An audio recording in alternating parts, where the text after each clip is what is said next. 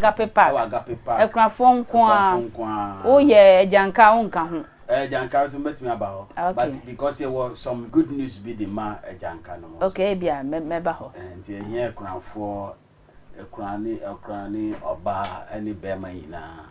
We Ekrafo. Nti frame 024 99 42 113 024 99 42 113.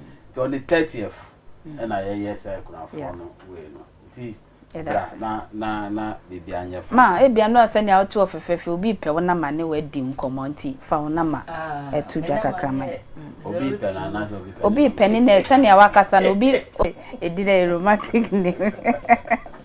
Osanse JP atwa to let say and honey is dry right. Jerusalem pilgrimage. Yes, ni nyina wokokoko ho nyina. Nche okwa mehye ne bag m. Sana mama so ko Dubai mewura de bag nim. Na che me na akọ. Me ni omo ne transfer na ye de lady okota so mpa so hiambo ni nsam bi. Ebetutua sana ye mama ne papa nse sana mema no mba ya hweyie na ema no so aya hweyie. Omo tintini ni tietie anyin se waware atan oyere ho. Saa so na ye single so a per single man na ware nemfa enuonyam hye emra nyame adma da se ne wo ho ne eba no ano odi